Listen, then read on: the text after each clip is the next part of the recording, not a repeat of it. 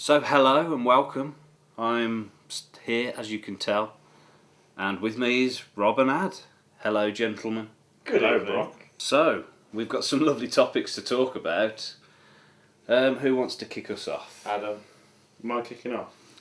Looks like you're kicking off. I'm then. kicking off. I don't even know what you're going to talk about, so No, this we is. don't know. I'm on tenterhooks here. Okay. As last time, I have made some notes, so let me just bring those up. Well, I wanted to talk about, in general, stories in games. Now, obviously, there's games like Heavy Rain, things like that are sort of like based solely on the story, and it's you've got the limited interaction. Do you think that a good game needs a good story? No. Next topic. But I mean, so like, if you're talking like a AAA game that is advertised as what can I tell you, like Ghost, for example, obviously has a story mode. Do you think that those types of games with those story modes need to have a good story? Is the gameplay good enough? I mean, obviously games that sort of like Mario, I mean, that has a story. And Yeah, they can be quite complex. Like, I mean, obviously Dark Souls has got an absolutely amazing story, but it's not in your face. You find it through playing the game, and that's probably my perfect example of a great story in a game because it's there to find. I mean, like, there's countless lore videos online and everything that goes so deep. There is, and I think a lot of that is open to interpretation. Yeah. But it depends what you're asking me. Does a good game need to have a good story? I would say no, and the example that I will probably predictably use is Tetris, which is a great game. Well, you don't need a story for it. Certain games definitely do need a story, I think. Yeah, it all depends on what the game is. So obviously, for games like Heavy Rain and Beyond Two Souls, their story is the main part because it's an interactive movie at the end of the day. Yeah. I love both games. Both games are amazing, and I think the stories are great in both games, and the characters are perfect. But Did you say the characters are perfect? yeah, okay, let's move on. Okay. Because we're only getting Go to rails shit before it started. We're only getting an argument if it. So, Put that on the box. Not for me.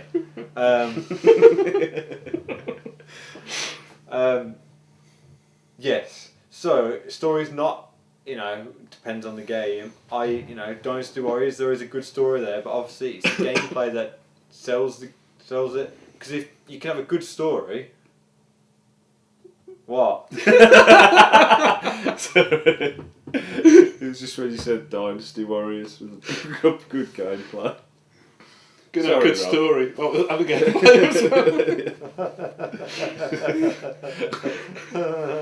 Fuck you. Podcast around, and that's probably like 1.5 minutes. If you play Max Payne, and Max Payne's gameplay is shit. Whoa, okay. So An argument's dead now. cool down. Technically, I haven't played Max Payne. It's there. It's in the wrapper. What's all the wrapper? You can hear the wrapper on it. And look, But obviously, if you got a great gameplay and a great story, obviously the game's going to be a lot better. Sorry, I won't use that word again. Everything's great. I think the point that like the sort of like what I've thought about stories in games, especially since I've played Dark Souls, was that I think the marriage between like that is obviously the story comes out in Dark Souls through your gameplay. There's very few cutscenes, if any, isn't there? Obviously when you come in, well, the only time, transition. yeah, the only time you get a cutscene is right at the very beginning of the game. And there's a few boss battle cutscenes, but there's no story contained in those. No, really. and the story's there for those that want to search for it, really. Absolutely. And it's like every item you pick up will give you a little bit more lore about the game, and that's not going to be some people's cup of tea. I've got to be honest, at least in Dark Souls for me, on a personal level, it's not to say I don't find some of the lore stuff quite interesting. Some of the theories, blow my mind. One of the theories out there is that Solaire is actually the son of Gwyn. Mm. He's Gwyn's firstborn. If you haven't played Dark, That actually into the game in total. Yeah. You can play that without ever knowing that, without ever thinking that, and you would not ruin your enjoyment of the game. But if you want to look and you want to find it, there's that story there. There's all the different little bits that you would never find if you just did a casual run through, just played it as a game, played it for the gameplay. You'd never find it. It's not trying to ram it down your throat. So I think in finding it and it being something that isn't like on the surface, it's sort of subsurface. I think that it enhances and enriches the enjoyment of the game, especially for me. Because I'm probably the opposite. I find the story as interesting as anything else to do with the game. Because I think it's an incredible world that they've built and everything. The way that I think that the most important thing for me as well is the items in the game are 1-to-1 with what they'd be in the story. Because there's no a lot of items that you do find in games are sort of like proxies for what the real thing would be, health packs, things like that. Yeah. But the items in Dark Souls exist in that world. If you took Dark Souls out of a video game and put it into another kind of media, those items would still be in there.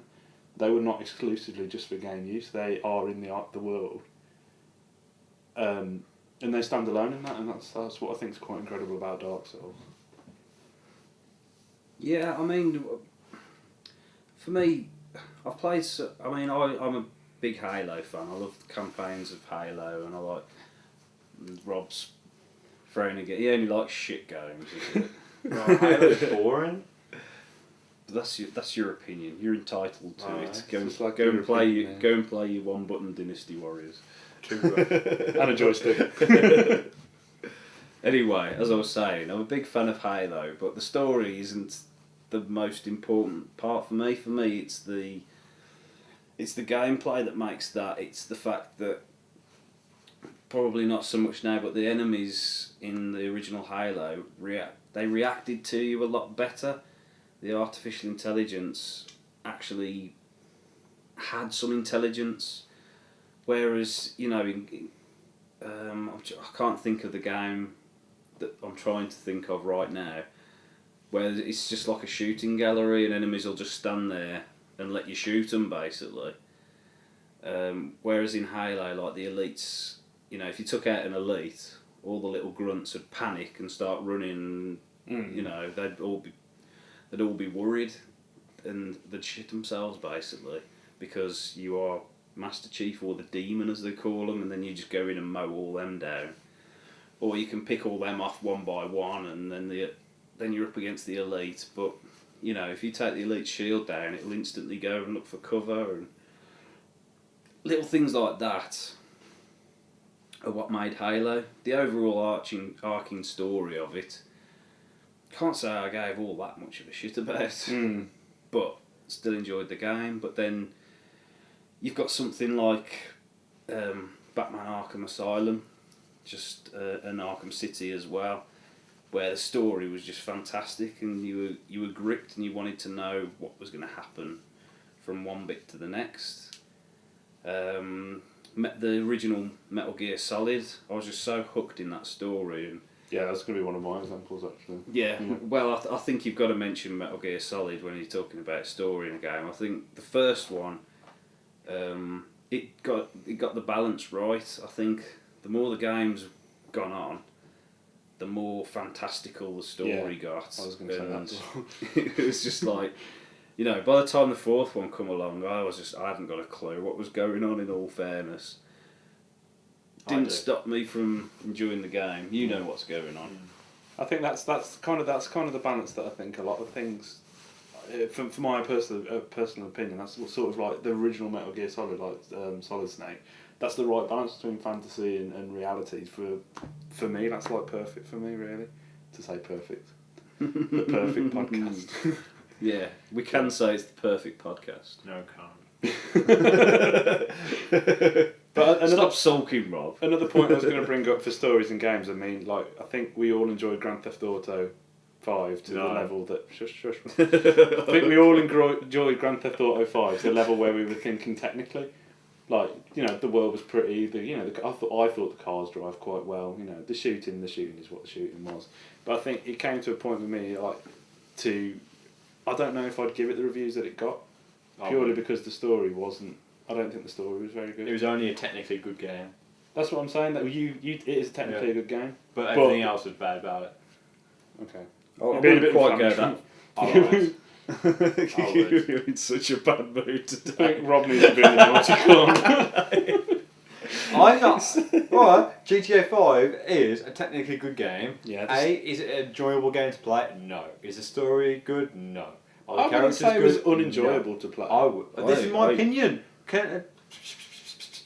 Yeah, no, but you're speaking. You're not speaking like it's an opinion. You're saying it's definitive. You're giving a definitive answer. This is my definitive opinion answer. definitive opinion. Fucking hell. This is all right. how it goes. Okay. Rob's 5 minutes of rage. Off you go. For me, the gameplay was boring.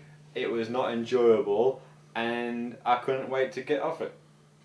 And I was very disappointed because I have played every GTA game except Chinatown Wars because I don't have a DS, and loved every single one of them. And this was supposed to be the grand master of them all, and it was horrible. You can get Chinatown Wars on the PS Vita, by the way. Yeah, but I only just got one like last week. Oh, I was just mentioning to you, Jesus. So cool it. You call it Mr. Aggressive. I was just mentioning it to you, that was all, in case you didn't know. So yeah. Anyway, yes. No, but okay. After that, would you agree with me on the opinion that obviously, like Rob said, it was technically a good game. I wouldn't say it was unenjoyable, but I think to make it a classic game, I think the story is where it fell flat on its face. For me, the story, where I didn't like the story was I didn't really like any of the characters that were in the game.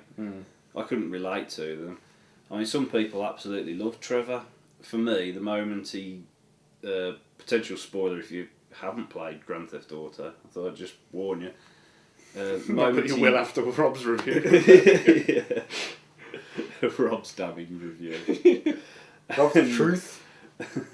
Rob speaks You can't say it's your opinion if you're saying it's the truth. Rob is not controlled by the media. Rob is controlled by Rob. Or the constraints of the English language, obviously. Rob lives in the world of Rob. Yeah. Robland. Rob's a very unique person, for those that don't know him. Robland. You know. Not England, it's Robland. Oh. I've forgotten what I was saying. Yeah, it was Grand Theft Auto. I found it a very enjoyable game. There were some great moments in it. The heists, missions were good, but I'll say that again. Too few and far between. Yeah, I agree. The rest of the missions were just typical Grand Theft Auto missions. But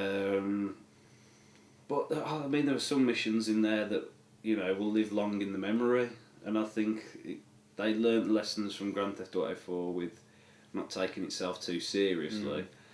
But the characters were just unlikable. It was like Michael had got everything going for him. He'd got a family and all the rest of it, but just because he was a twat, basically, he was just pushing his family away.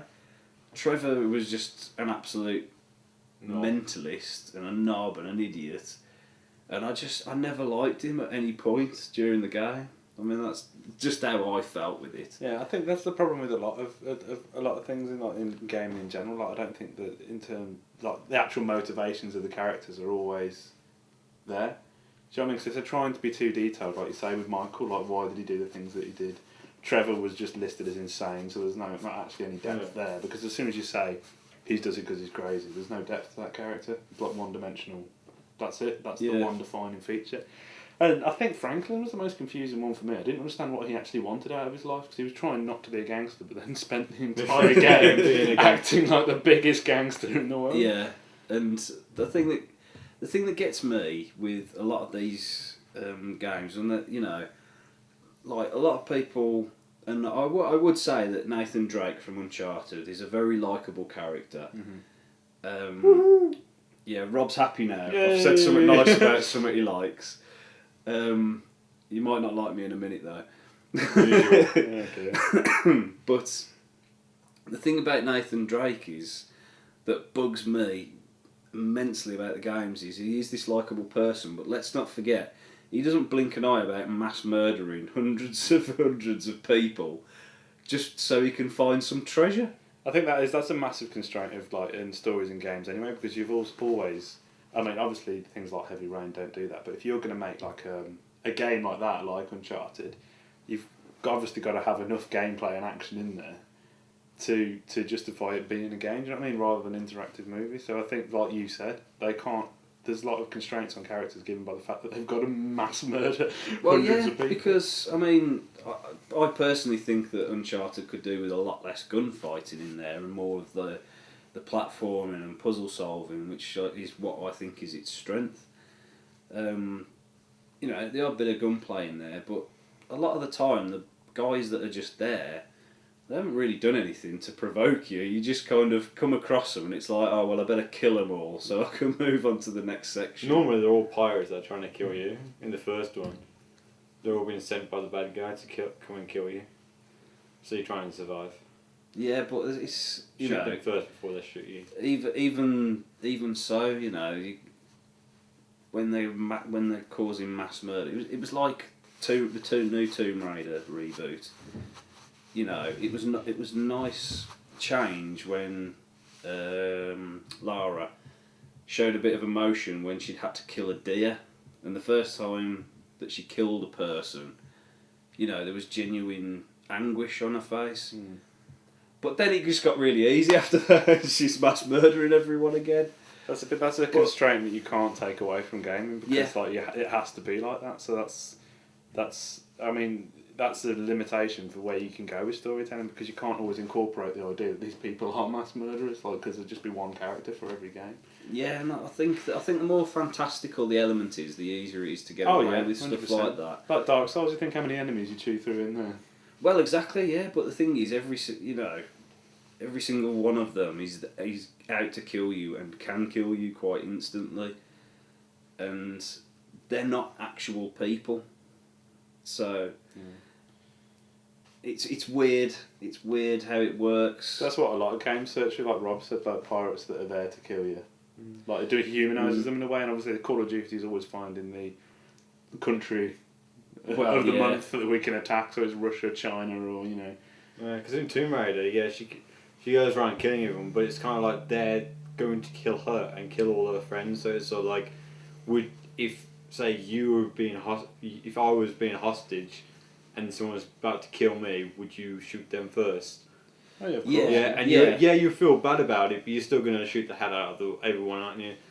So I think they're going for that, but obviously, you know, as you say, you can't, you know, it's kind of the thing, like, as Adam says, you need enough gameplay in there to justify, otherwise, you know, it will, because you can't, like, go through the game, like, okay, Lara doesn't want to kill anyone, she kills 2 people in the whole game, you're like, what the hell was this, just running around, jumping and everything, you know, you got to have the balance and kind of... I don't know, to be honest, I kind of like that, and more tomb raiding and stuff, that was the bits I enjoyed. I think the gunfighting, although, you know, it was fun, there was a bit too much gunfighting in the Tomb Raider reboot, for my personal tastes.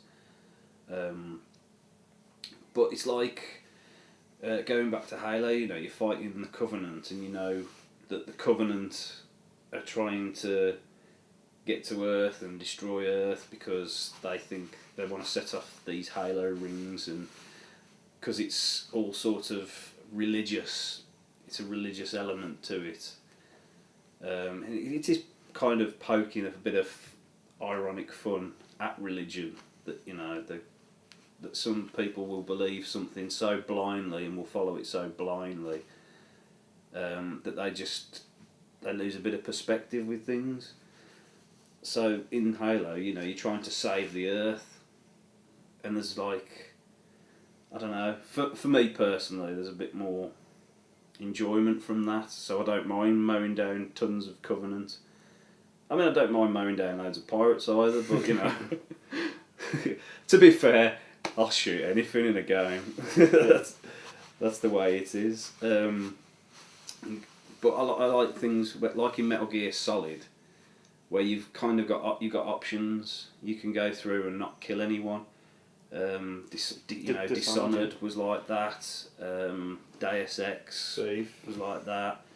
Thief, which I haven't played, but I know Rob's going to talk a little bit about more later. Maybe. We'll see. As if he hasn't gone off in a huff.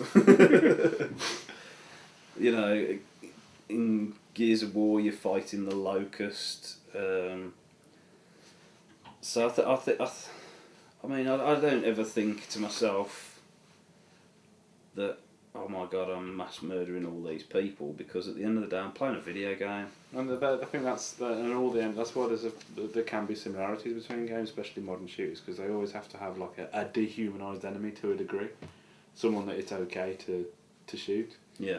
I mean, not that some people would care, but I think that like a greater conflict in other types of media comes from when there is a humanised enemy. So like when was it one of the Call of Duties when you went undercover as a Russian and you went through the airport and slaughtered all those innocent civilians, and it got all the bad press because you were just killing pure innocent people that were just going on a flight home or holiday or whatnot, and you're just mowing them all down for the... That's a very good point, but again, that goes like it is what was the actual like in terms of a narrative, like the actual conflict there. I mean, obviously, like because those games don't build up individual characters, because it's just you. It's you really. Like they're just a blank character. So, I think if that was like in a film, for example, and obviously it would garner just as much controversy. Sorry, turn to Sean Connery. Controversy. Told you I'd fuck up pronouncing something. Yeah, that's the one today. Controversy. Controversy. But obviously, if there was a fleshed out character that did that, it'd have much more of an emotional impact for you watching it than you sitting there just gatting away at Russian civilians. Yes, definitely. So, inconclusive. No. So, have we got anything more to say about stories in games? Well, I was going to also... It sort of links in with... I don't know if that was what you were going to talk about. Obviously, you were talking about mistakes in games. I was going to talk as well like about how with some games there can be emergent stories that you make yourself. You know, like if sort of like an open-ended game. I think it's more like sort of on PC games. People might be more familiar with that, like roguelikes, things like that. Sort of, there is no story, but it can be produced through the gameplay. Mm-hmm. I mean, I like things like when we used to play Grand Theft Auto online, for example, for that very brief window. Yes. Things happen, and then you can say to someone, "Oh, we were doing this yesterday in the game, and this happened." We did have great fun trying to raid the military base. Yes, escaping in jets. You kept shooting me down every time I got away with one. I did it once.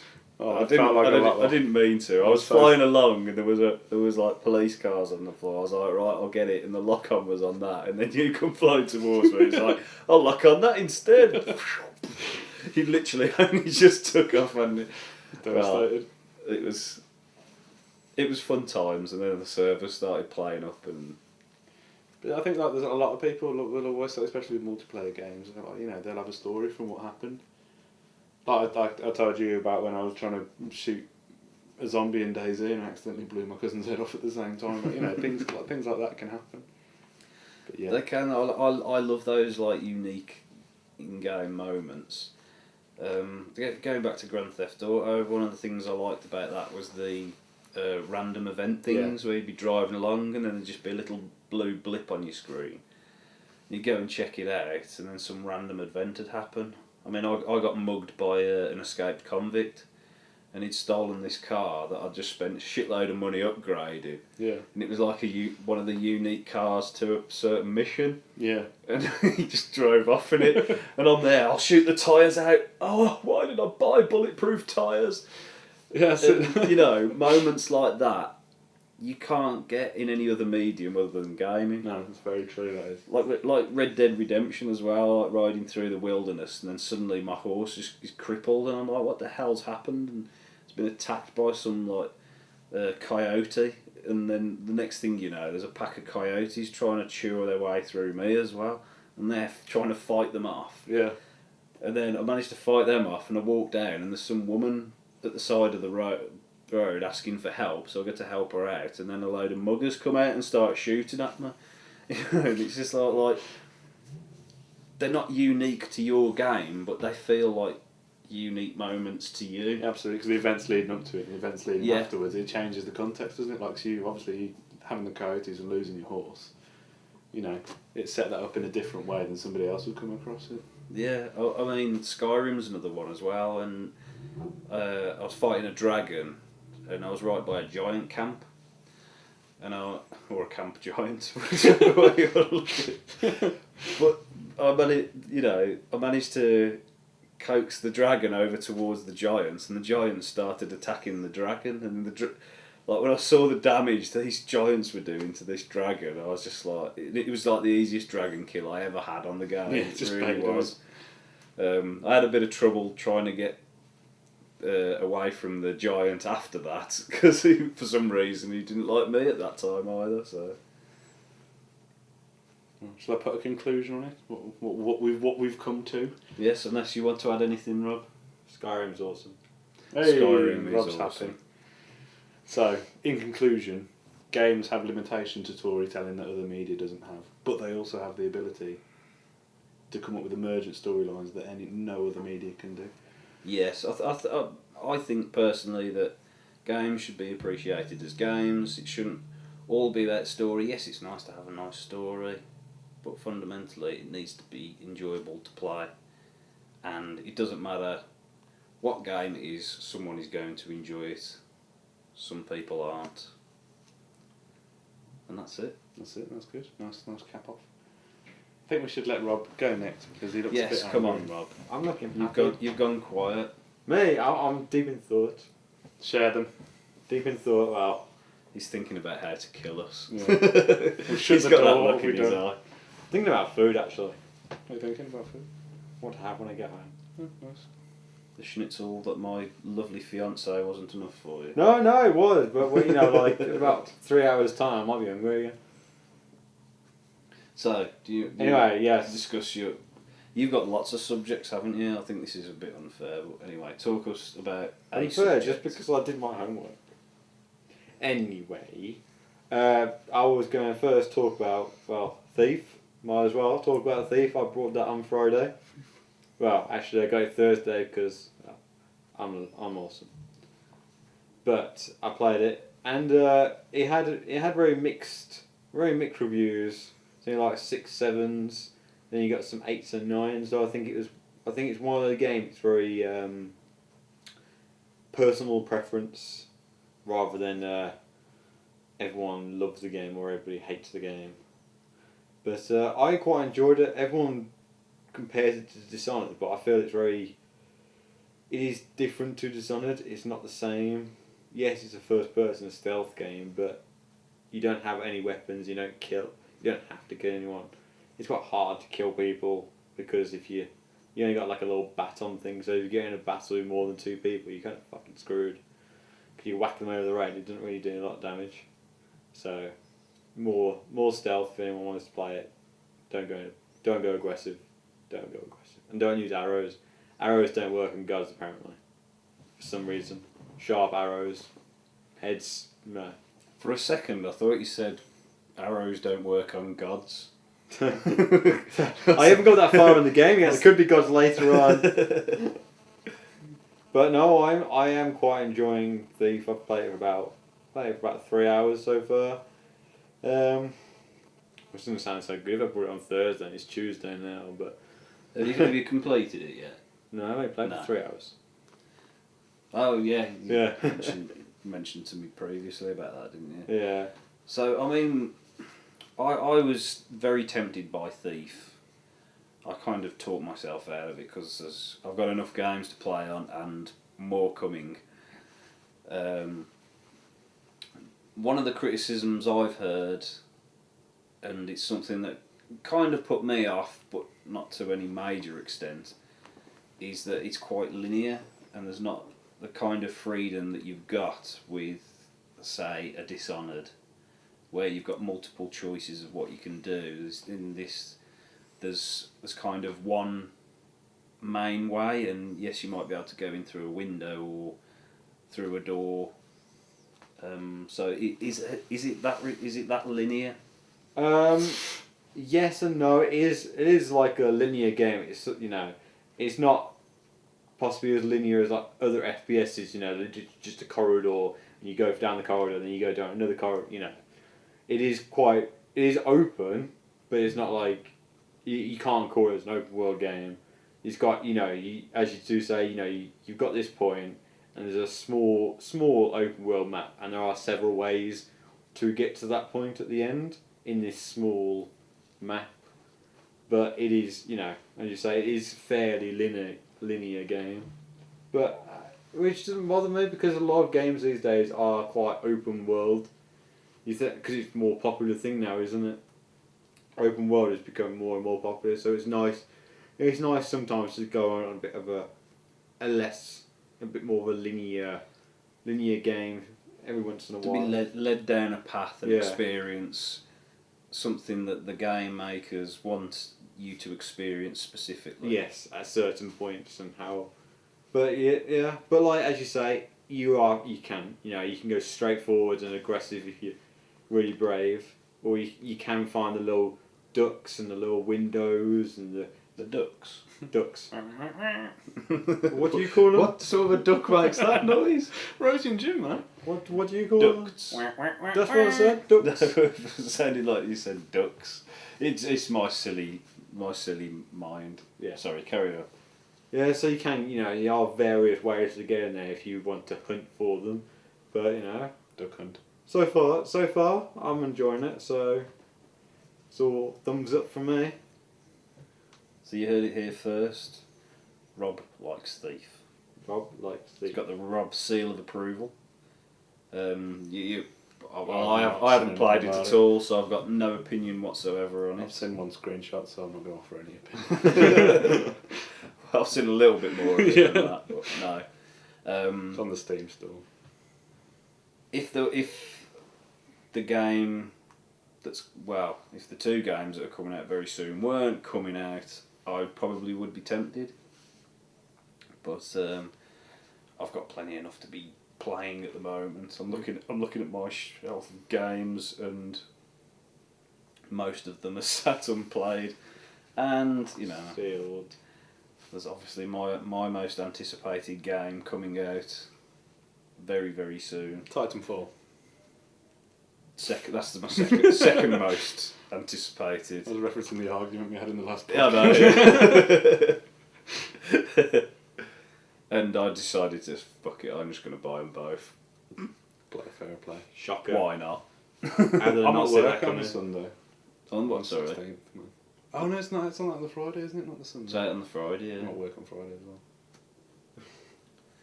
well. Just in case you wouldn't. I'm not interested in any of the games. Dark Souls is boring.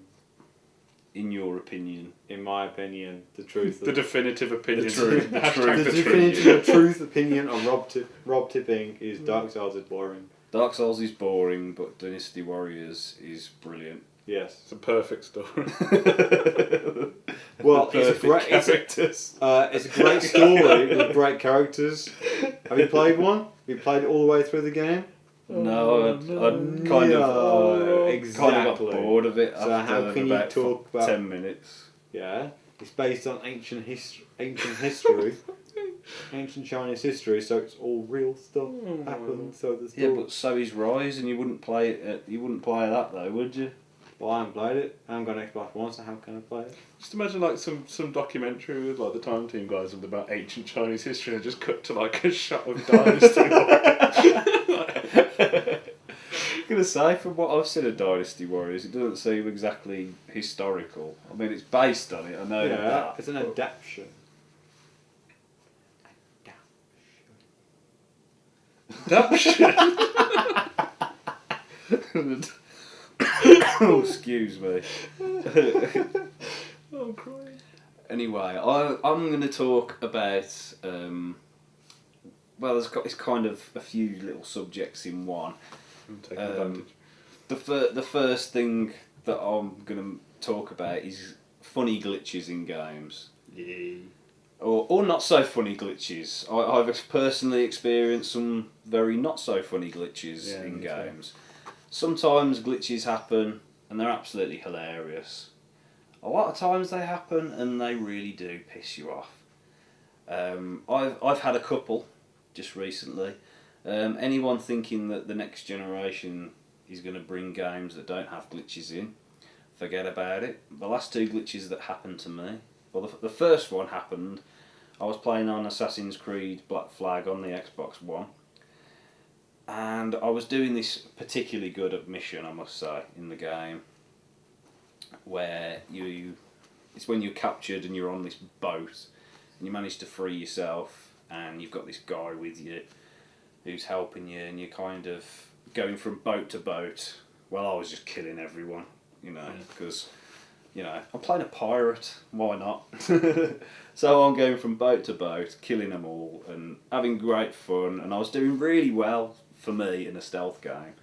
And I hadn't been spotted once and I'd killed them all, and I was on the last boat and I was climbing up in the masts and I was squatting on this ledge to all of a sudden just suddenly drop down to my death right in the middle of the boat. That's annoying. So I was a little bit peed off about that.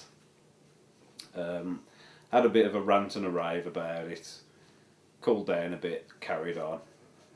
So, the next time I went through, I had no such problem. So I just put it down to rotten bad luck. And then the next thing that happened to me, you will actually be able to witness this because I was recording.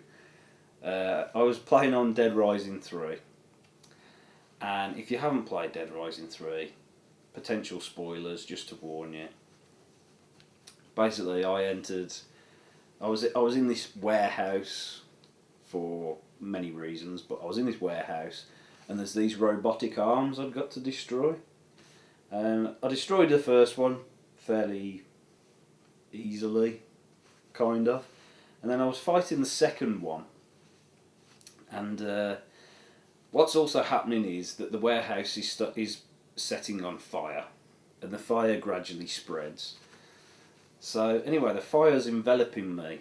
And I'm attacking this second arm. And I'm suddenly sort of transported, weirdly, over to the other side, where there's a third robotic arm.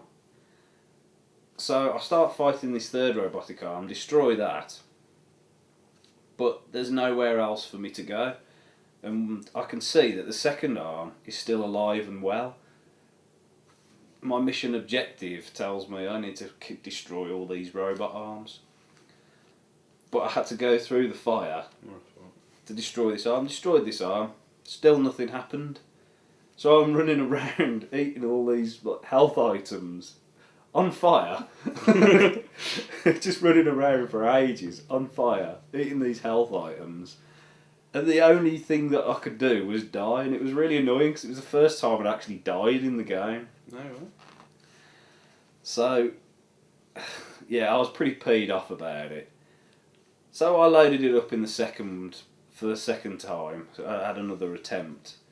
Destroyed the first arm, and then I destroyed the second arm, and then I was fighting the third arm, and it then did something that it hadn't done before, where there's it looks like a train's gone through the building, and it pulls the door off this train carriage, and a load of zombies pile out.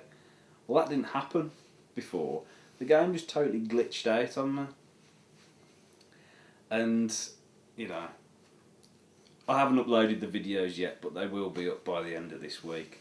You can check it out for yourself. It was very bizarre. Funny looking back. I wasn't laughing at the time, as you can imagine. No.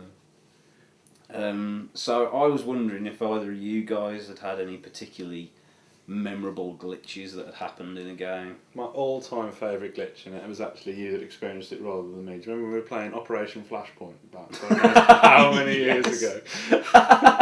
Oh my god. You know what it is already. Yeah. There was a certain barrier that if you vaulted over it, it would break your legs. So it was you and one of my friends, wasn't it? You kept trying to get over this barrier, but it just completely smashed your legs every time. What happened to that? We just left crawling? Or? Yeah, well, I could see you on because I went to climb over and it broke my legs. If you haven't played Operation Flashpoint, you get specific limb injuries. So if you fell from a height, you'd break your legs rather than just insta death. And there was this little wall, and I jumped over it, and it broke both of my legs. So I was just left as a crawling on the floor, and I just see you jump over the same ledge, no problem, and come and patch me up. And then you literally. Then I tried to get over it again, and again it broke my legs. And this just kept happening and happening, and you were literally like, it's not affecting me, and you were literally jumping back and forth over the same ledge. And every time I went over it, it'd break my legs, and then suddenly your mate who we were playing with, his legs got broke on the same thing. That was crazy, that was. It was so funny though, so funny. I think the animations were quite basic as well, like in the third person. You just hop over it, stand there for a second and just go for it. Flop on the floor. Oh, yeah, that was probably one of the most memorable glitches I can think of. I'd actually forgotten about that one. I'm glad you brought that one up. Yeah, that was a good one. What about you, Rob? Have you had any memorable Well, not ones I can remember. Normally, like, you know, people's bodies, dead bodies are like randomly just in a really fall in like a really random place. You know, which can be quite amusing if it's in a certain positions and whatnot.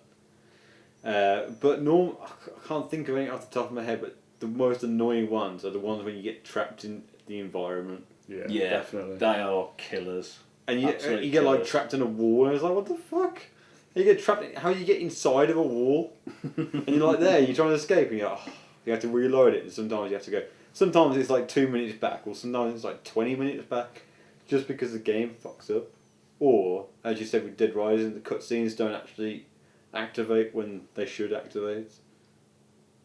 The little they'll cut things all the that should happen. Yeah, cutscenes or game interactives. This was an in-game thing. In-game event. You'll be able to see it when I upload it. I think it'll be when the glitch happens is in episode 29, and when I actually play and complete the mission is in episode 30. But it was quite an interesting day anyway. I'm gonna have to pause it, man. I'm gonna piss myself. Ross going for a piss.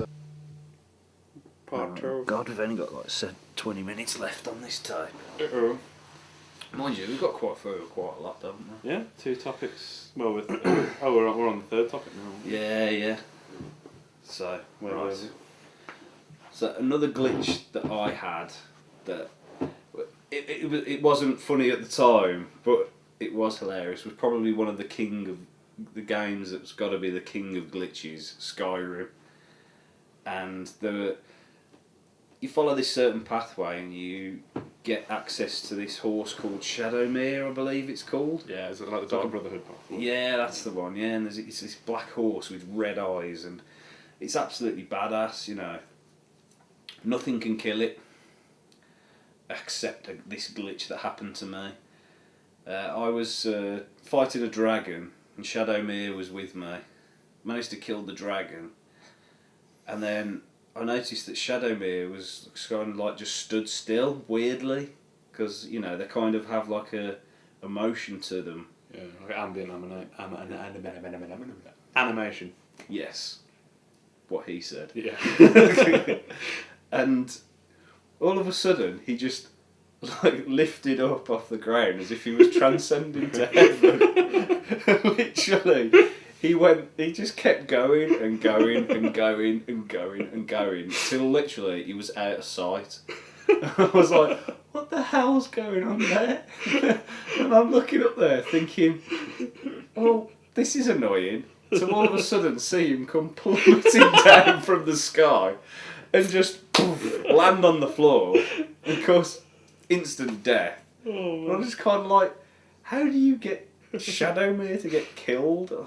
I was so gutted. Oh man. Doesn't Shadowmere respawn? No. Oh, I mean, I must have played in about 80 hours into the game when that happened. And I think I finished on about 130 hours and he never came back. No. I was kind of hopeful that he would come back because a mate of mine was saying that he thought that Shadowmere literally just disappeared, and then the one day he teleported to somewhere and Shadowmere just appeared by the side of him. And I was like, oh, hopefully that'll happen to me. Yeah. No, it didn't happen. So yeah, Shadowmere got killed by a glitch on Skyrim.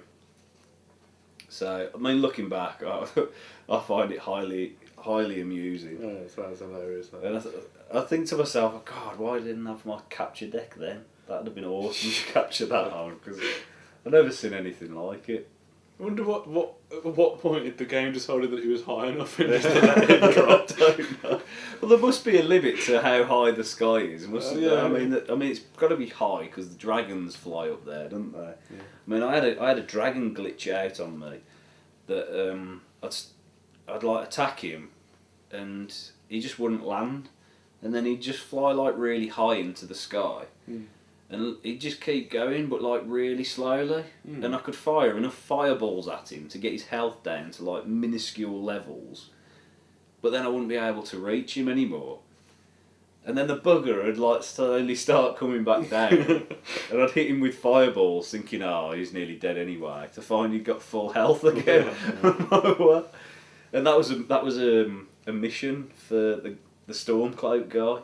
Yeah. I'd got to kill this dragon for him, and I couldn't progress that storyline any further because I couldn't kill the dragon. Fuck off into the sky and coming back. Yeah, I mean, thankfully a future patch resolved that issue, and I did manage to kill the dragon, and all was well. But yeah, some crazy glitches. The one on Skyrim, I brought the Dragonborn DLC. And I had to get into a ship, but you had to go after like the teeniest little bit of water to get to the ship. And if I touched the water, the game would freeze and crash on me. Yeah. I know somebody else that had that problem. I literally, wherever in the whole Skyrim, I could not touch water without it crashing. Touch water, it crashed. And I'm like, what the hell? How can I go through a game without touching water? Well, I think that was a problem with the PS3 port of it, wasn't it? Because my mate of mine who was playing it on PS3, he described that exact same glitch. It was just like that. I mean, that's a pretty tragic glitch. Because I couldn't even play the DLC that I just paid for. They did patch it in the end, though, didn't they? Yeah, I sold my copy by then. Oh, just to buy it again 7 months later to play it. And you could get through the water then? Yeah. Oh, that's alright then. I was worried though for those few seconds. I was like, oh, here we go. Oh. I bet it was like, I made a mistake rebuying this. But yeah, I mean, I never played any of the DLC for Skyrim, because by the time I'd played 130 odd hours into it, I was done. I really was done. Thoroughly enjoyed it though. So yeah, but I mean, if anybody has had any crazy glitches, please do let us know in the comments. Going back to the first episode, we had a couple of comments. One was Rob's mate talking about his sexy voice, and yeah. If he didn't have a wife, he would probably want me. I hope he listens to it. And we had another comment which was great. It said, "Great podcast, lads. I can't pronounce what your name is. It's like Enadu or something."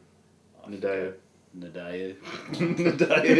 It sounds like a Nigerian footballer. Nadeo. And Nadeo comes down the wing. Yes, but yeah, thank you. Are you going to have a look on? I'll see what his name is. Nadeo. Or her, you know. Oh, that person with the pink emu. Nadeo is a it was a turkey, wasn't it? It got a great picture. It was like someone was taking a picture of this turkey just coming and photo bombed it. It was so good. So yeah, thank you for the comments.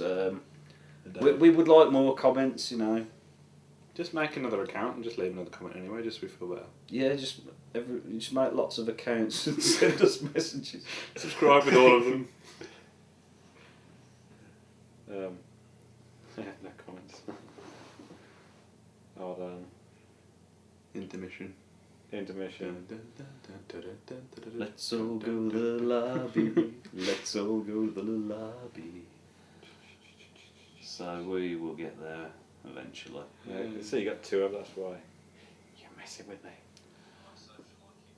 And one of them I had to get rid of though because YouTube fucked it up.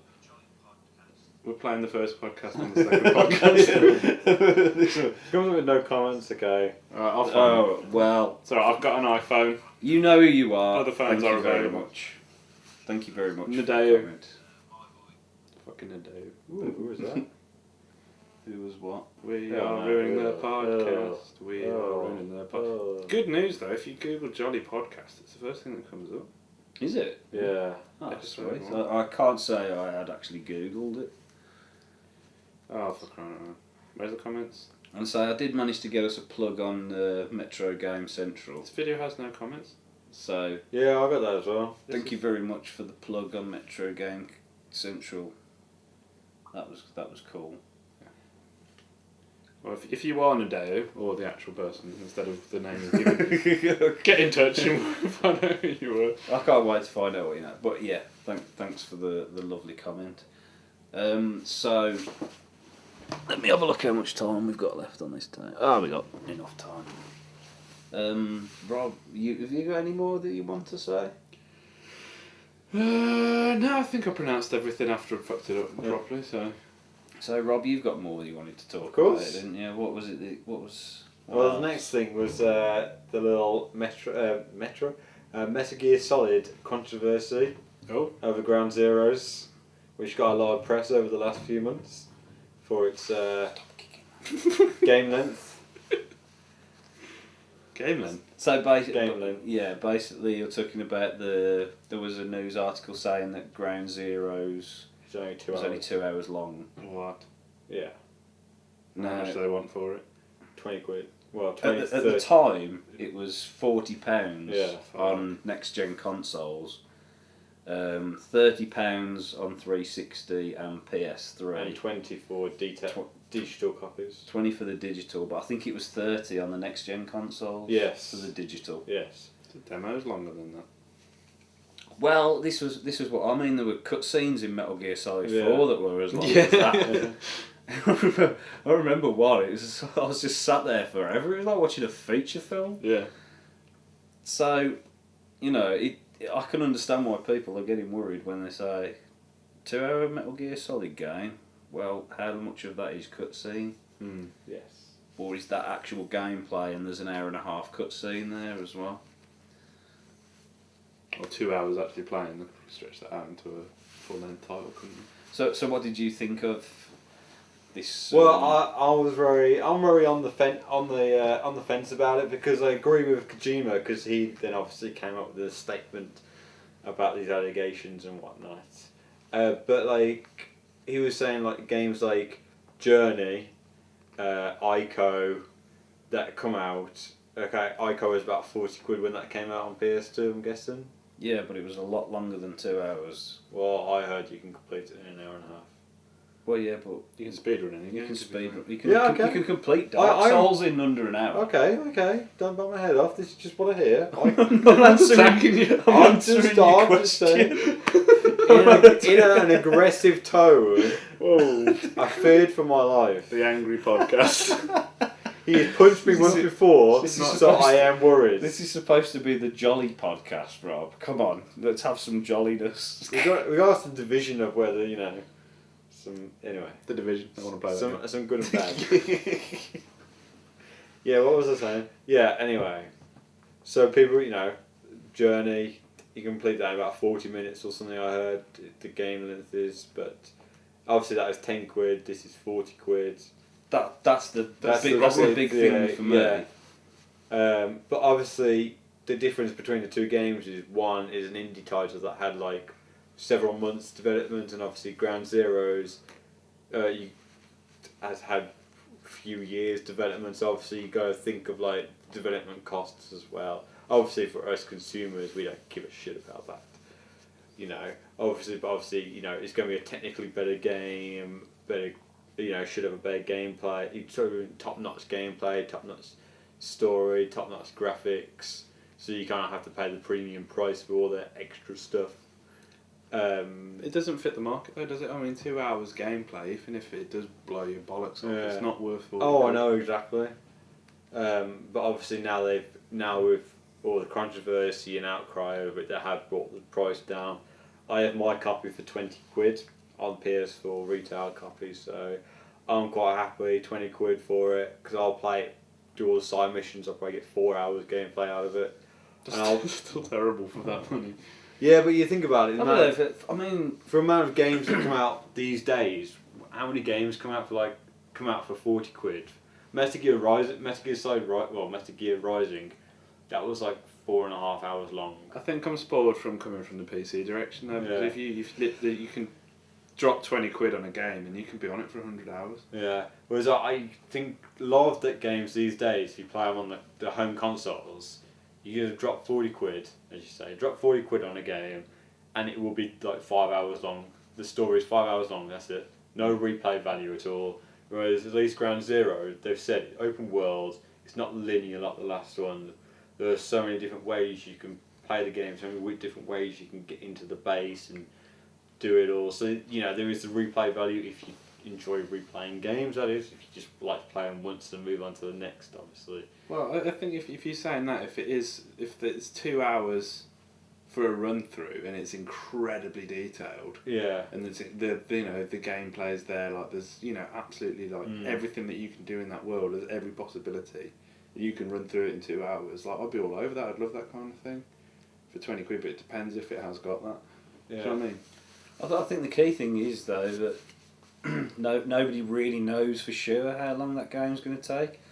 I mean, it could be that it's possible to finish it in 2 hours. It could be that there's a ton of side missions on there, so then it'll take you like 5 hours. Yeah, because the guy said that it took him 2 hours, but he didn't do any side missions, and there's loads of side missions to do.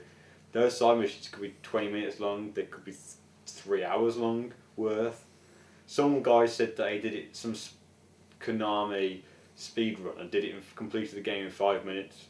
That is, well... 5 minutes? 5 minutes. Fucking hell. But that's like an That's expert... proper speed running. Yeah, that's like the world's greatest expert speedrunner. He literally probably just bombed... I don't even, the So map there's more can't be to it than it sounds. Needless to say, he didn't watch a cutscene in it Yes. to do that. So I think, obviously it does, it is how you play the game, if you go in stealthily and sneak and not kill anyone, obviously it's going to take you a lot longer to complete the game, because you're going to take a lot longer to get from A to B, than is if you just I'm just going to shoot everything that gets in my fucking way and just blast all the way through. And obviously, you get through areas a lot faster. It's like with all stealth games, isn't it? Splinter Cell, if you go in and shoot everybody, you can complete a level in 20 minutes. If you go in stealthily and not kill anyone, not touch anyone, the level could take you an hour. It's all how you play, but... So just to be completely uninformed, where does Phantom Pain come into this? Phantom Pain is... That is Metal Gear Solid 5. Yeah. Right, okay. Ground Zero, they said, is like the prologue. Okay, so that's going to be a bigger game then. Yeah, Ground Zero, they say it's like... Well, Kojima said it was 100 times bigger than Ground Zero's. 200 hours.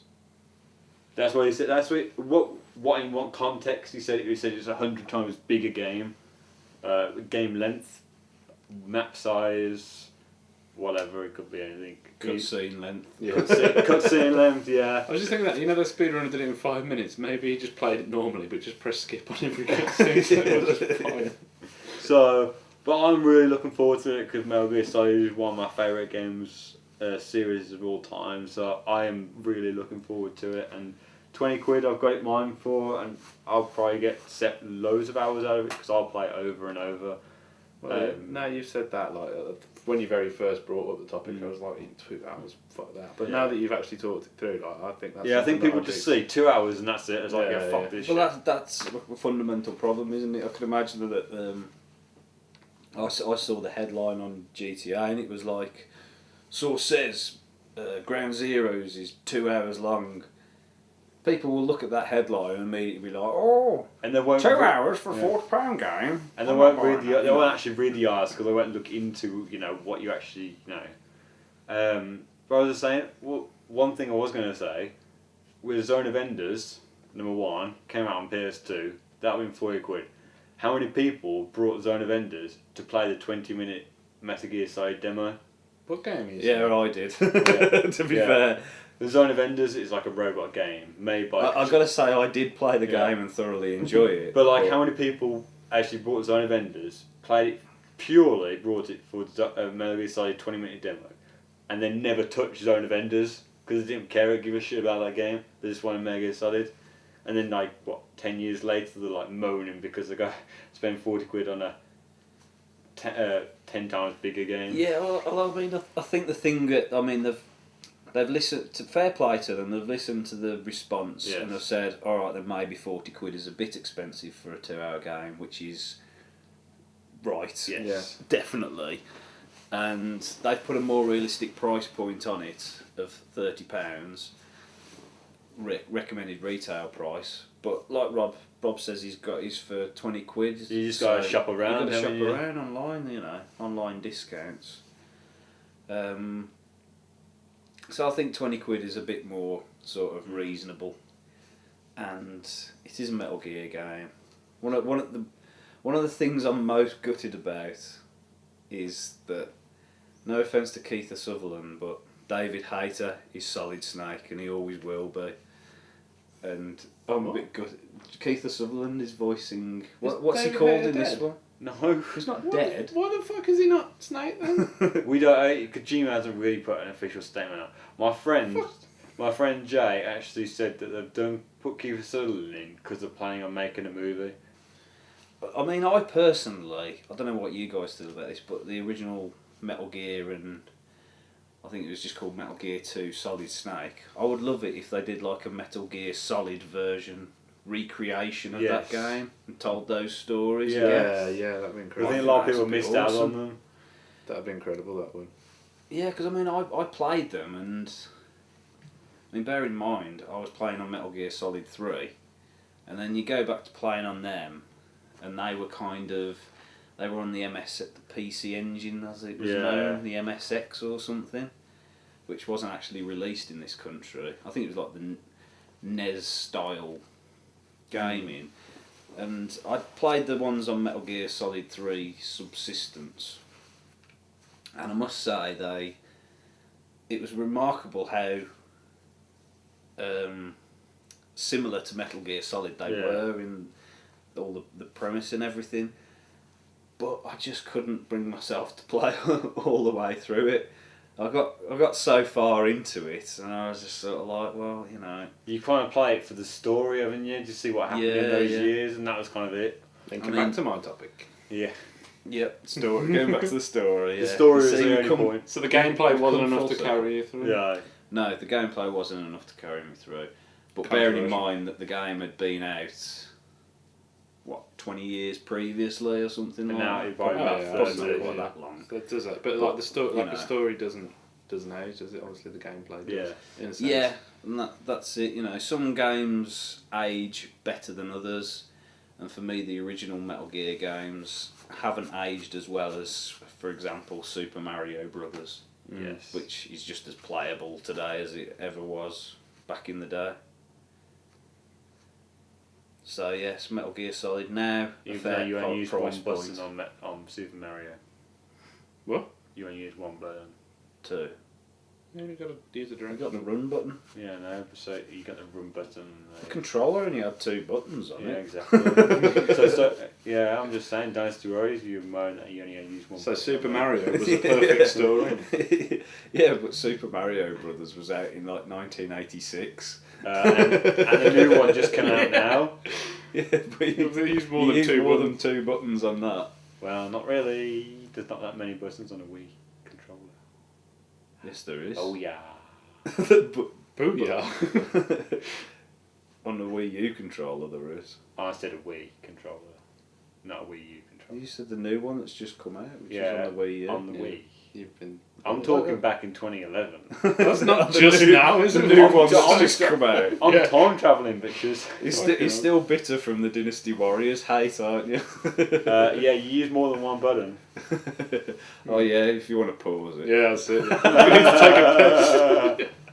How many buttons do you use on Devil May Cry? To do the exact same thing? All the buttons. I exactly use all the buttons on Dynasty Warriors. But do they all do the same thing? No.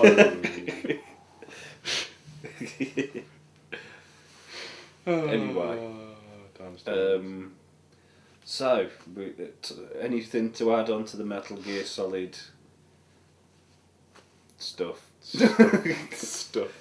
I don't really want to call it too much of a controversy because I think the controversy was negated by the fact that they lowered the price and you can actually get it for £20, which I think is quite reasonable. I think so. I mean, if it's got the replayability that Rob talks about, then I'd be really interested because I think that's good for me because I sort of lose interest unless there's a good story. I mean, obviously with a Metal Gear game, I won't lose interest because I played Metal Gear 4 all the way through and watched every single cutscene, and to be honest, like I didn't actually complain about the length of the cutscenes. Like, it didn't bother me. Do you know what I mean? Because I was interested. It didn't bother me, but there was that one that was like an hour and 40 minutes. Oh yeah. That one did kind of bother me because it was like I didn't know if I could pause it, so I could, you know. Yeah, you don't know if you can push the buttons because if you press start and it skips, you're like, no. I know, yeah, it's like, you don't want to go all the way back to that point. Snakes in like Hong Kong or something like you were previously in America. Like, what the fuck's happened? But I forgot my next point now. I think I was a bit younger then when I played Metal Gear 4. Obviously. When did it come out? It was quite early in the about PS3 2008. wasn't it? 2008, yeah, definitely. I was going to say I've got it up there on the shelf, but I traded it in after the PS3 died on me. Yeah. No, I definitely had more time to play games. Way back then. Yeah. So another thing that I was going to talk about was these damn release schedules, because Rob's brought up Metal Gear Solid Ground Zeroes, which I'm very interested in.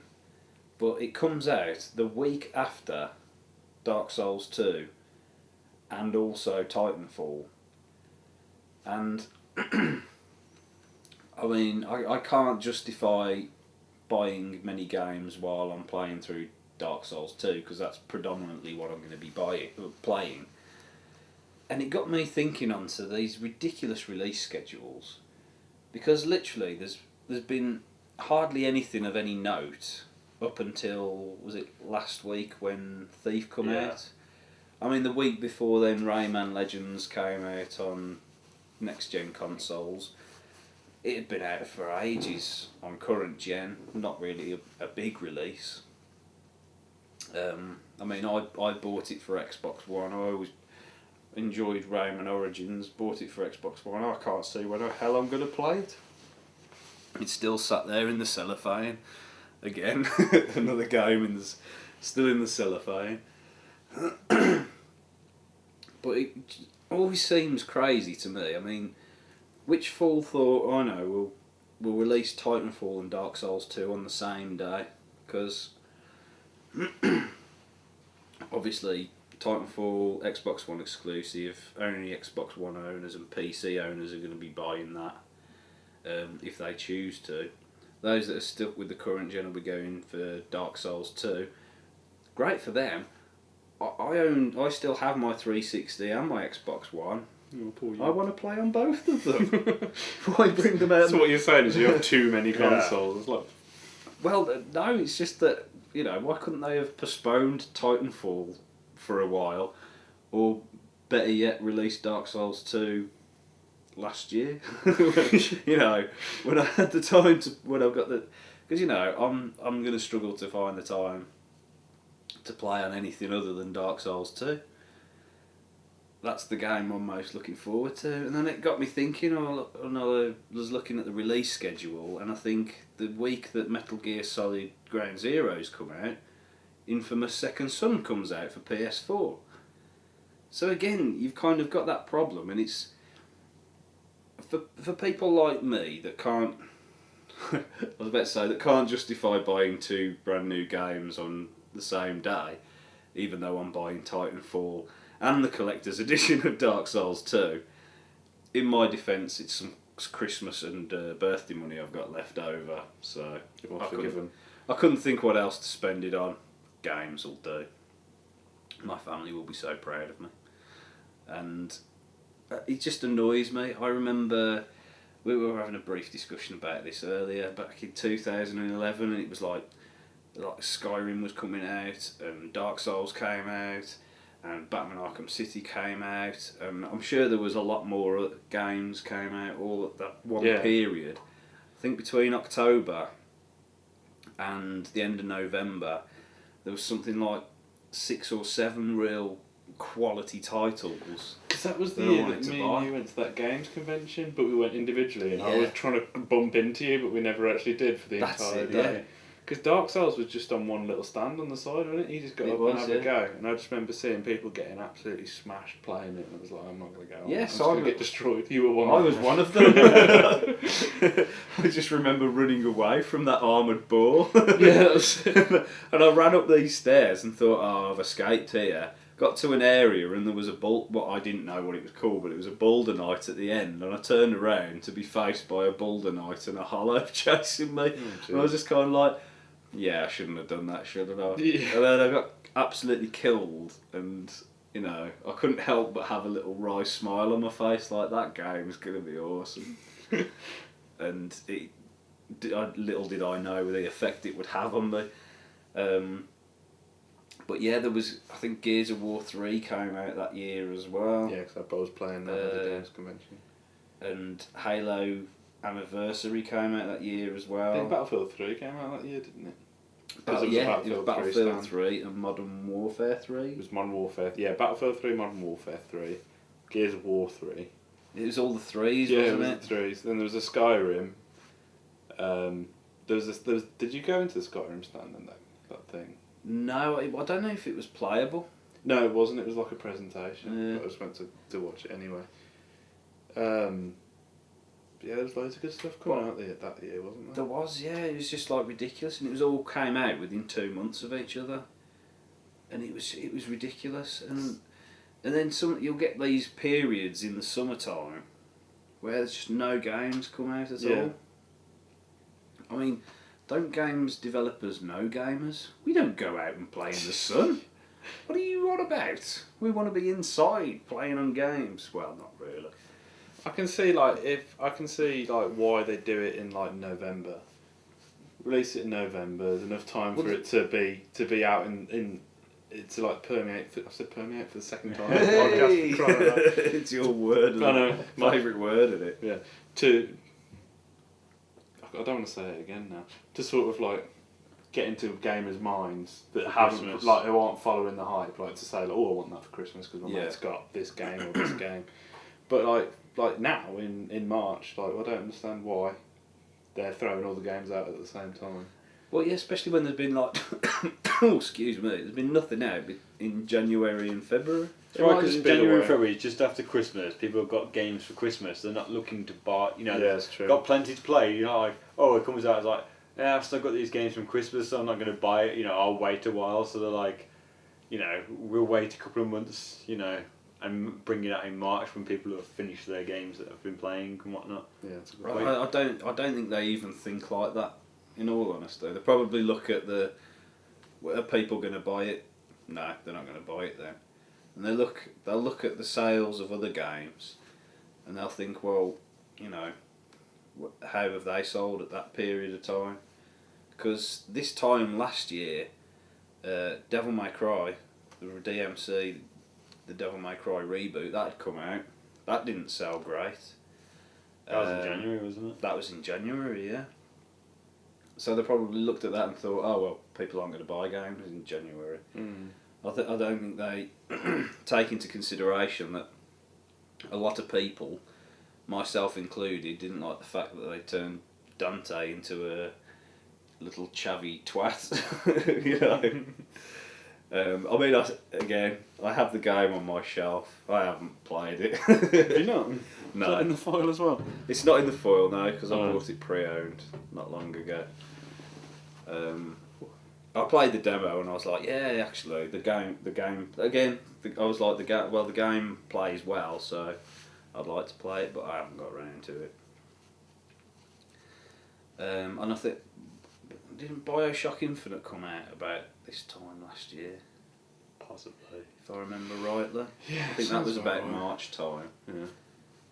I'm not entirely sure how that sold. I don't think it. But I mean, you have to look at Rational Games have actually closed down now. That made BioShock games. Well, the first one and Infinite. And Ken Levine's got owner and the creator of BioShock is going into like mobile games and stuff. Who's doing the DLC for it? I think they're done with the DLC, aren't they? Well, one came out like last week. Who did that? Yeah, they've only just announced that they're closing down. Yeah. You know,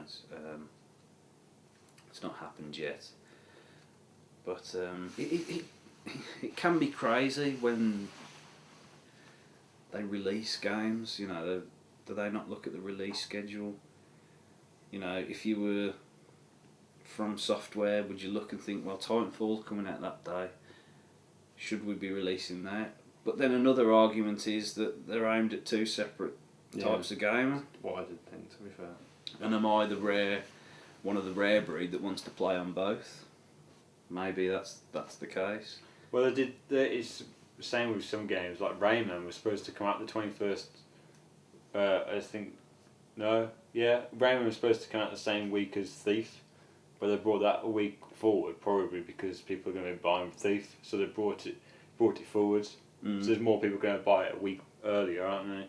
And on the same day.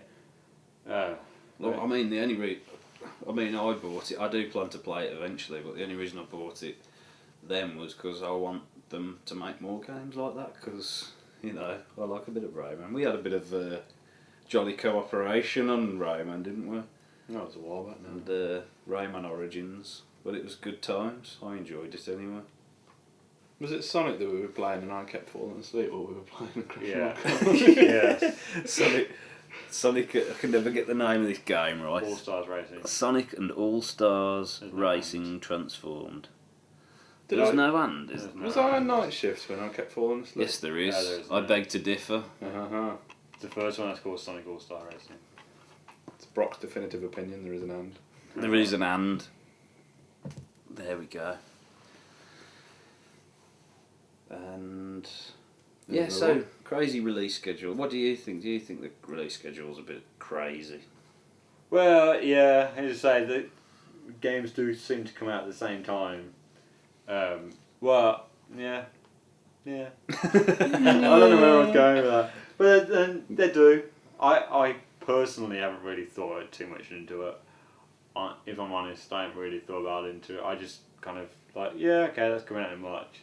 I'll get it when it comes out at the end of March, and I just wait for it to come out, you know, or whatever. I am, you know, don't always think too much into the release schedules. Yeah, I think it depends on you. Sometimes it depends on your taste in games as well. Because I mean, you're not into your online shooters or Dark Souls, so you don't really give a shit. The thing with Infamous and Metal Gear Solid, obviously, I do want both games. Obviously, Metal Gear Solid is going to go more Presidents because it's Metal Gear Solid. Yeah. But obviously, it's 40 quid, 20 quid for Metal Gear, so it's like, oh yeah, I'm getting this one cheap, so I can pay a full price, instead of paying two full price ones. But still, I'm kind of a bit. And probably make me sound tight, but I still refuse to pay over 40 quid for a game. I know where you're coming from. I still refuse to pay. I know you're paying over 40 quid for your two games, but hey ho. I am, but I make an exception for those two. Of course you do. So I still, and obviously can't find Infamous from less than 40 quid, so I'm like, yeah, I'll wait for it to come down in price. I've still got so many games to play that, I can wait. I'll have to. Money goes on food. I remember, I don't think it was last year, but the year before, and you had Dishonored come out, which was like a new IP, new game, something doing something a little bit different, and you also had XCOM Enemy Unknown come out exactly the same day. I mean, XCOM was not technically a new IP, but it had been that long since one had come out. Most people didn't know what it was. No, that's it. And there's those two games were both trying to kind of fight over the same week, and surely you would look and think, well, we want to release it in a quiet week. I think that it might be like a game of chicken, because the first person, if you looked at it and you decided, shit, we need to move our game, are you giving out the impression then that if XCOM said they need to move because Dishonored's there, do they think their game's worse than Dishonored? Then again, it's hard to compare the two because you couldn't pick two more different games. Well, really. that's the thing. But They are two very different games, but I think the type of people that would have bought those games that would have tried something a bit different could have been the same people. would, yeah, because I certainly was interested in both of them. I could, to be fair, like I could understand if it was released either at the beginning or the end of a month because it's sort of around when people get paid. Yeah. Just to obviously make sure. Like slap bang in the middle. But in the middle, like, it seems like a bit of a strange place. But I don't know. It's a mystery. It is. It's one. It's an enigma. It's an enigma. So any publishers of software games that are listening to this, Give us comment. games. Spread your games out more evenly. Spread your games out and tell us why you do what you do. Spread it like jam. So, anyway, I think that's enough about that. Burgess. Burgess, Tipping. that is your name. That's my name. Talk. What about? Done my topic. I don't know if you had any more topics. No, Well, you've got a one. topic that's apparently non-gaming. Non-gaming. And I don't think we ever said that this was going to be a gaming podcast. I know we all share a love of film and other things. Yeah, you as well. don't share a love. Well, I've got another topic then. If we're going this way. Go on, just Okay. talk. Rob first, and I want to know. Okay. Go. So, whether or not people have seen this in the news this week, but Joel Silver has come out and He's gay. no. And has said that Zack Snyder's ending to the Watchmen film that he did was awful, and he called him a slave to the material, and said that the other ending that he had for the film was much better. I don't know if you heard. Was this the one that Terry Gilliam was supposed Yes. to direct? Yeah. Well, I think if Terry Gilliam had have directed Watchmen, it would have been a very different film. Well, yes. Have you seen what the ending was for that film? For Terry Gilliam's version? I can't say I have. I can't say I actually remember the ending of think- Watchmen. in Okay, all honesty. so I'll let you know what the I know ending what you're of talking about. yeah. I'll let you know what the ending of Snyder's one is. if you haven't watched Watchmen, Turn off right now. You might want to, just skip to our lovely outro. Basically, Ozymandias. You remember Ozymandias? Bad guy. Ozymandias, is it? Ozymandias. I was thinking, Yeah. who? Anyway, the Osmond. Ozymandias, Sorry, yeah, Osmond. the bad guy. He he used Dr. Manhattan's powers and created that big ball in New York and blew up New York, so everyone would think it was Dr. Manhattan, so everyone turned against Dr. Manhattan, you remember? Yes. Yes. And obviously that blew up and then the Watchmen came and defeated him. Yes. Yes. Well, Terry Gilliam's version was that the bad guy convinces Dr. Manhattan to build a time machine to go back into the past so that Dr. Manhattan never is created and the whole film never existed. That's terrible. And he says that's a lot better version than the one that was actually done. My definitive opinion is that is rubbish. In fact, it would be better if Dr. Manhattan came out of the shower and it was all a dream. Yeah, that's basically what That was a Dallas. Yeah, because I think what mention, Zack by Snyder the way. then came out and said, it said it would be like if you were doing Romeo and Juliet and instead of them waking up in the grave area, they would have had time travel back in time and none of it would have happened. He's fucking off his rocker, is he? And it's like, why are you watching a 2-hour film? And then to tell the audience, like, yeah, actually, nothing like that actually I thought happened. Watchmen was a bit longer than that. It was 3 hours, wasn't it? Yeah. But I think, I wasn't a particularly big fan of Watchmen. I'll just get that in, saying, but that ending that Joel Silver was suggesting is horrible. And I think the Family Guy episode where Stewie kills Lois, the end bit between Brian and Stewie just about sums that up. So if you don't know what I'm on, Google that. So I don't know where I'm getting this from. It more than likely the film. Isn't the point of the ending that they go to find out what Ozymandias is doing? Yeah. But Dr. Manhattan agrees to leave it that he's seen as the bad guy Yeah, because so all the humans unite and against he him. leaves And he the fucks Earth. off somewhere else. Yeah, he leaves the Earth. Yeah. He goes and bogs off on that planet. He took the girl and a date. Doesn't it stop some kind of war? Doesn't it stop the Cold War basically? Like, It's been a long time since I watched it to know like. I believe everything. that's right. Yeah. So he blows up like various towns, doesn't he? Yeah. Dr. Manhattan takes out, but they think it's Dr. Manhattan takes out. But he's actually York, Ozymandias. It's actually him because he wanted to stop the. Yeah, he wanted the everyone war. to turn against Dr. Manhattan. Manhattan.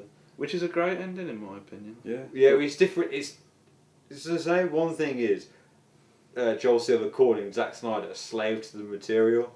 Obviously, if you've read the novel like I have, it is until the ending.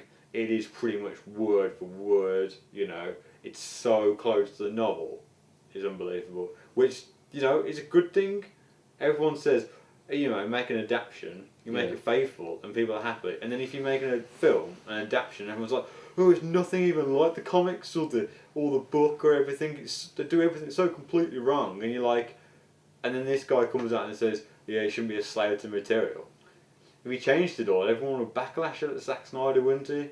If they'd done it so way off the novel. I think the source material is there, and the whole point of the film is to recreate that source material as a film. Yeah.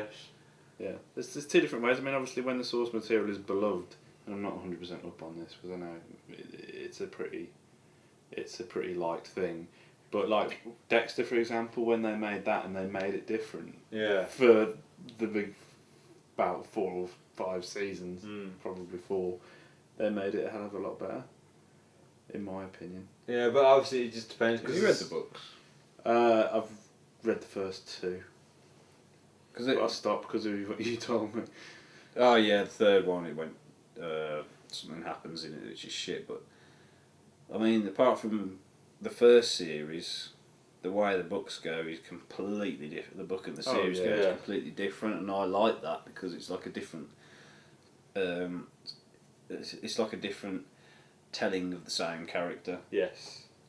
Although I don't like where the character went in the TV series, but the less said about that, the better. Yeah, until you actually fucking finish the season 8. I can't be bothered. Before I not gonna accidentally lie. slip out what actually happens at the end. Then he gets arrested, I know. Do you? Yes. How? 100%? Not 100%, but Well, watch it. I was reading an article of a wrestling article, and for some reason they stuck a gif of fucking Dexter sat in a bloody. How do you know what episode that's from? Because I hadn't seen that scene, so. How do you know it's not a dream? Something. How do you know anything? It was all a dream. It was all a dream. Does he? Wait, does He does could work come out the his shower? actual Yeah. You never know what could happen until you watch it. Because otherwise, I might accidentally spoil it one day, and you're gonna punch me, or something bad. What happened? I don't know where I was going with that sentence, but yeah. No, I don't know where you were going with that sentence either. Because I've got loads to talk to you about, and I can't. I'm sorry, Rob. So yeah. I and also watch Burn Notice. If you haven't watched Burn Notice, watch it. It's amazing. I am watching Burn Notice. Yeah. If you hadn't noticed. I had. We discussed this earlier. Yes. But yes, Burn Notice is good. Yes. So yeah. That's my. Joel Silver hasn't got a fucking clue how to end a film. No. Unless you like cop out endings that make no sense and just ruin the whole rest of the film you just watch. Make it a pointless thing. Speaking of which, you might say that about a film we've recently watched. Which film is that? The one that you didn't like the ending of. Oh, right, the Lego movie. Are we going to talk about the Lego movie then? You could talk about the Lego movie. Can we if you sing like. this theme song? No, let's not sing the Get song. Christina in. You do a duet. So if you if you haven't seen the Lego movie, then you need What's to he turn talking? off now. Oh, Rob It's tapping his Rob tapping. You do realise this is going to be picked up by the mic. I do now. He'd been messing with stuff all the way through. I'm like, yeah, that'll be picked up. Well, if you keep That'll be talking picked about up. Dark Souls and Halo, of course I am. They were barely mentioned. I have to listen to you talking about bloody Dynasty Warriors. I barely talked about it actually. Because there's nothing to say. Because you're both arse. Anyway, moving on. Lego. Everything is awesome with the Lego. Apart from the ending. Apart from the ending. God, at least with Will Ferrell voicing a character, you don't have to see his stupid fucking face. And if you kind of don't think that it actually is him, you can get away with not even knowing that it's him. But they had to.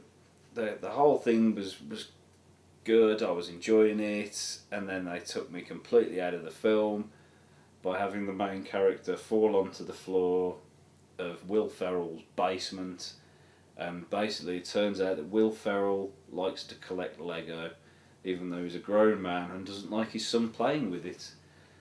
But his son has been playing with it, and we've been watching his imagination. And fucking load of shit. Do you know? Okay, I agree with you. It kind of did ruin the tone of the film for me. Sort of like because of what they were doing to start with. Like I think like the city and all that and all the different bits. It was quite cool. It was like they've created a Lego universe that is real Lego. Do you know what I mean? Instead of it being like pretending that these are real people. And I think when that did happen, it did ruin kind of the tone for the film, because instead of it being a Lego universe that incorporates Lego, it was just Lego and some kid's imagination. But I could forgive it for that, remembering that it's a kid's film. So I think if a kid saw that and they went home and played with Lego, could you imagine how what it would be to be a child to watch that film and then play with your Lego at home? Like it'd be so much. Obviously, it's different for adults. But I see where you're coming from, but that just makes it an hour and 40 advert. Well, that is a very valid argument, but I can forgive it for me as an adult and the tone and the universe and everything. Things that kids aren't even going to think about for a second. They're not bothered. Yeah. Well, as soon as it happened, I was sort of like, yeah, that sort of like smashed my image of this film a little bit, but I can forgive it because it is a kids' film. And I can see what that would do for a kid. Do you know what I mean? And it's like, as you say, you got to think of it. They're aiming this film at primarily kids. Yeah. Because that's who play with Lego mainly. And obviously, like 12 Years a Slave, that they made that all intelligent. Whoa, hang on. Just before you carry on, we've just gone from the Lego movie to 12 Years a Slave. There's a connection here. Okay, Rob. Go on. I was saying 12 Years a Slave, when they went out to make this film, they made it. I haven't seen this film, but I'm guessing it's quite. It's quite intelligent and well scripted and big words, and obviously they're aiming it at an older audience and not kids. So it's going to be quite a different film. And if they made 12 Years a Slave for kids, it would be a completely different film. Because you have to try a different target audience. I'm trying to keep a straight face. I just had visions of slaves going, everything is a slave.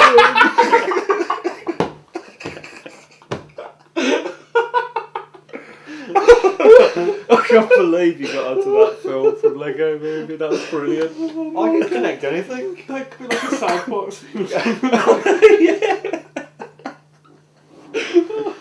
Saying the South Park thing, the game actually got quite good reviews. Oh my god. Yeah, the South Park game has got good reviews. Which I was actually quite shocked at, I have to admit. I'm not going to buy it because South Park kind of a bit annoying, but I was actually quite shocked. Oh, that was brilliant.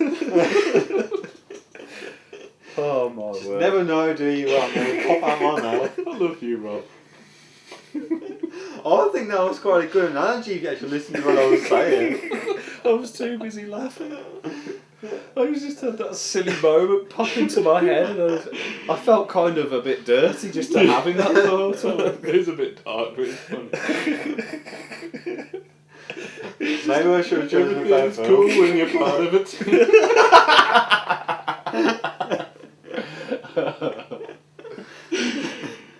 Okay. I was just shocked that we went from Lego Movie to 12 Years a Slave. That was amazing. That was sublime. Seamless. Yeah, seamless. Smooth. It's like for a minute I was just like, yep. Well, what? I think he did make a good point in there somewhere, but Yeah, I was too busy laughing. When you watch it back, you'll be like, oh yeah, if you can actually hear my voice, that is. Yeah. If anyone agrees with me, yeah, comment. Yes, please comment. Oh, that was brilliant. We should get you together. Magic will happen.